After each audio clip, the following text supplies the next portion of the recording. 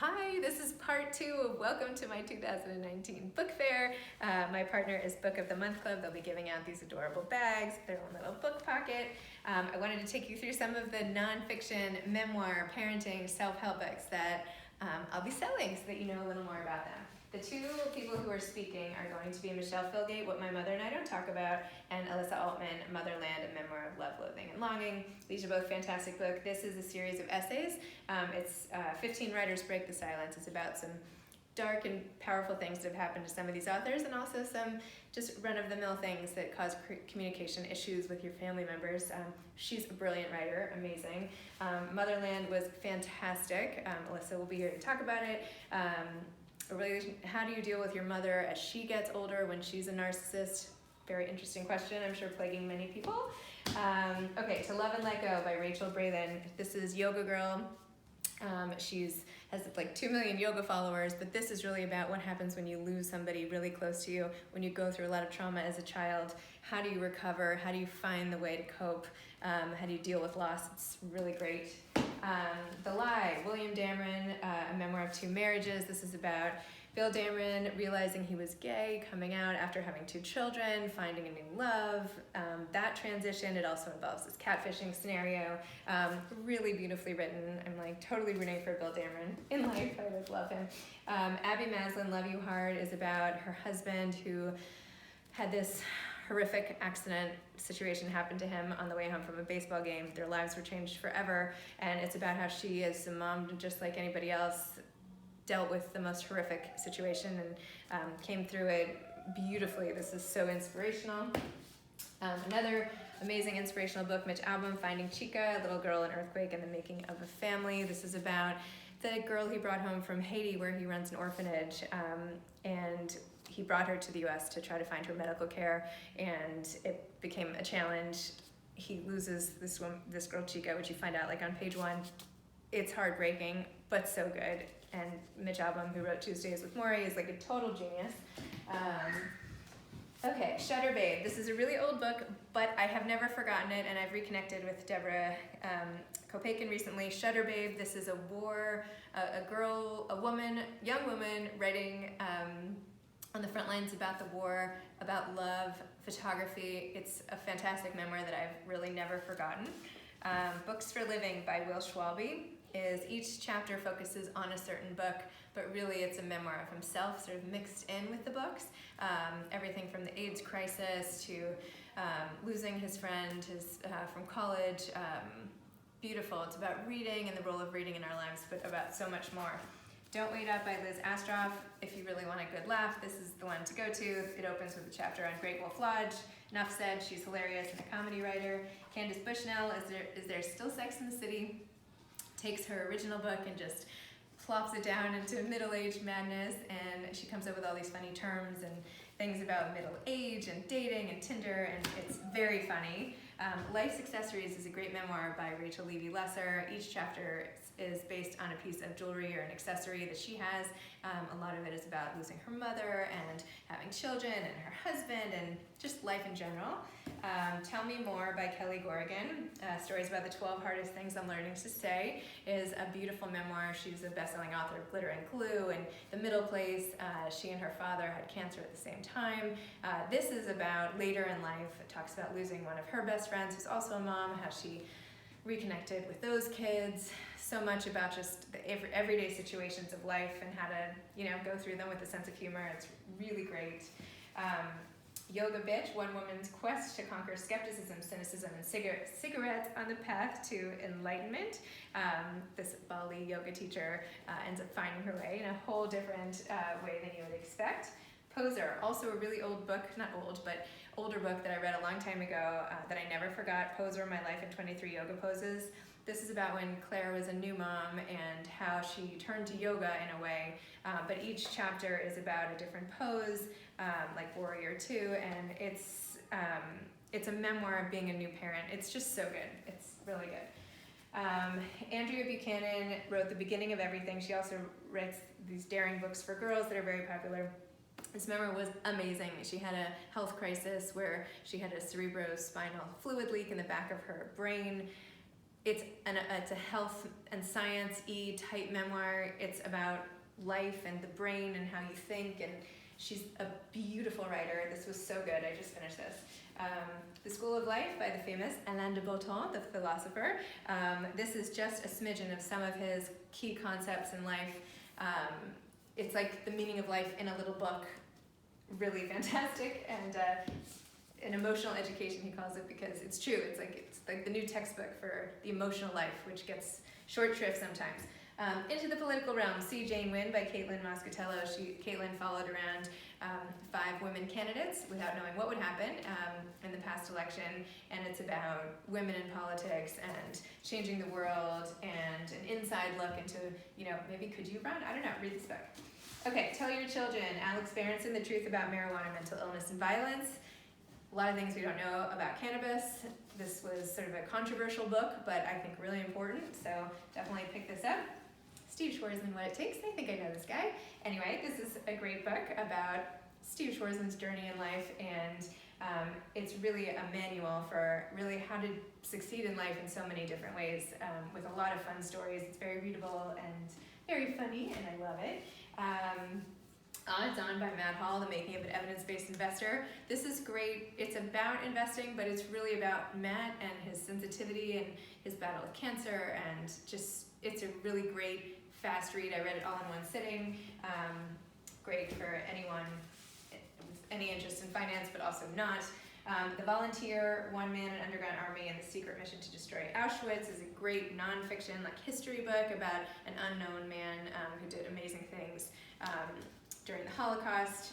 Great gift book. 3 Women, Lisa Taddeo. This has been a bestseller for months. It's about the journey of 3 women across America. Lisa delves deep into each of their emotional lives and their relationships and sex and love and what it all means and wealth, and just a commentary on so much. And she is such a good reader. Writer that when I finished reading her book, I immediately went online to find any other essays or anything she'd written because I couldn't stop. The library book by Susan Orlean talks about the fire in Los Angeles in I think 1984, 82. And it's sort of like an investigative look, but also a commentary on libraries and her relationship with her mom and going to the library, and the person who was accused of setting this fire. Was it arson? Was it not? Susan's a legend. Wrote The Orchid Thief and many other books, and just brilliant.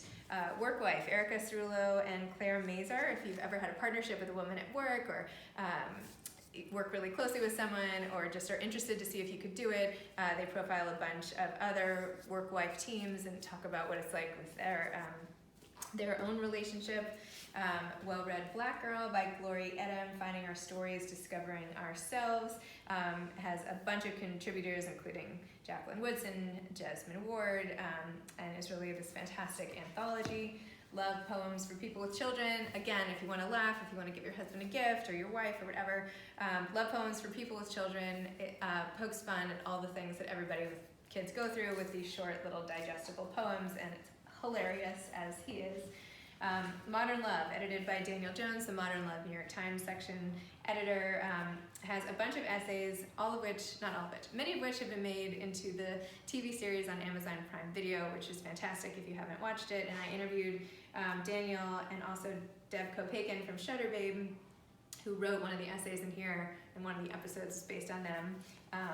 Anyway, longer story, but that's fantastic. The Byline Bible by Susan Shapiro, who was my teacher at the New School when I took a class there ages ago. This is everything you need to know about getting published. So for any aspiring writers or anybody who wants to get an article published or needs to hone their craft or anything, this is great. The Extremely Busy Woman's Guide to Self-Care by Suzanne Falter. Everybody needs self-care, nobody does it. Just read this book. That'll be your self-care attempt. Melissa Schultz wrote From Mom to Me Again, How I Survived My First Empty Nest Year and Reinvented the Rest of My Life. It also talks about before she was an empty nester and how to prepare for it. Great essays in here, parts of her blog. It's really great. She really kind of understands what every mom is going through. Leslie Ann Bruce, You Are a Fucking Awesome Mom. Sorry, my kids are around. It says, so embrace the chaos, get over the guilt, and be true to you. This is all the things that she wished she had been told when she was a new mom that she's taken the time to tell us, all very helpful. One of my personal favorites, How to Stop Losing Your Shit with Your Kids. This is like the cursing section. A practical guide to becoming a calmer, happier parent. This actually has helped me. Every time I start losing it, I think about this book and some of the tools that Carla Nonberg teaches in here, so this is a great one. Wildhood, The Epic Journey from Adolescence to Adulthood in Humans and Other Animals, by Barbara Natterson-Horowitz and Catherine Bowers. This is a really interesting take on how adolescence can be found in the animal kingdom and the human species, and it's a scientific look, groundbreaking research into all sorts of different animals, but also has applications into parenting teens.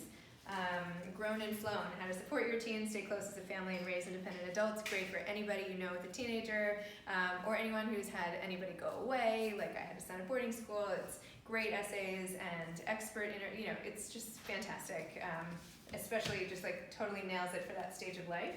Kid Food, The Challenge of Feeding Children in a Highly Processed World by Bettina Elias-Siegel, talks about the challenges that we all face, how to be an activist in your own home, in your own community, how to avoid treat after treat after treat, but still enjoy them.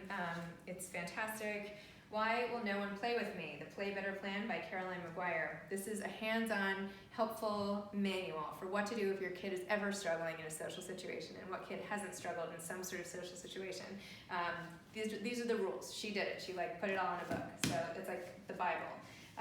Fair Play, a game-changing solution for when you have too much to do and more life to live. This is really should be called How to Get Along with Your Spouse, because everybody should use this as Eve Brodsky developed a system for how to manage your home that she learned in her own managerial consulting work, and applied all those techniques to the home so that she took all the emotion out of who was taking out the trash, basically. It's a Reese's book pick. Eve is fantastic. Alicia Menendez, The Likeability Trap. If you ever feel like you're trying too hard to get people to like you, or you fall into that trap of perfectionism, this is a great book. Slay Like a Mother, How to Destroy What's Holding You Back So You Can Live the Life You Want, is another fantastic book. Catherine Wynn shares her most personal stories and has lots of tips and tools and things to fill in, and it's just a very inspiring way to get to the best side of you. Your Turn, Careers, Kids, and Comebacks, a Working Mother's Guide. This is excellent for anyone who's obviously a working mom and needs tactics, strategies, and tools to get through everyday life, and shares both those authors, Jennifer Gefsky and Stacey Dulos' stories. The Joy of Missing Out, am I out of time? No. The Joy of Missing Out by Tanya Dalton, also fantastic. This is about what not to do. You don't have to do everything. There's joy in picking and choosing. Tanya's fantastic. Anyway, it's much more than that, but that's the gist of it. World Class, One Mother's Journey Halfway Around the Globe in Search of the Best Education for Her Children by Drew Clavell, takes you all throughout the world: Hong Kong, Shanghai, Beijing, Silicon Valley, New York, and all the things she's learned about what the problems are in our own education system and what we can do about it, but it's really about her kids and everything.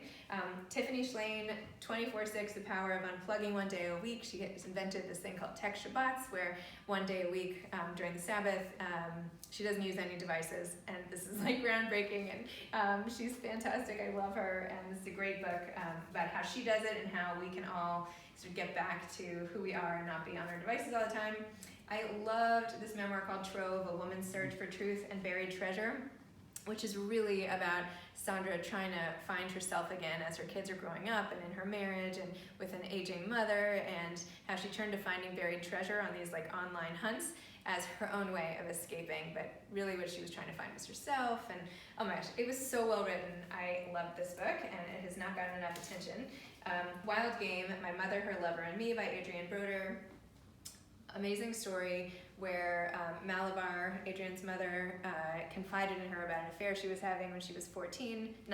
The mother wasn't 14.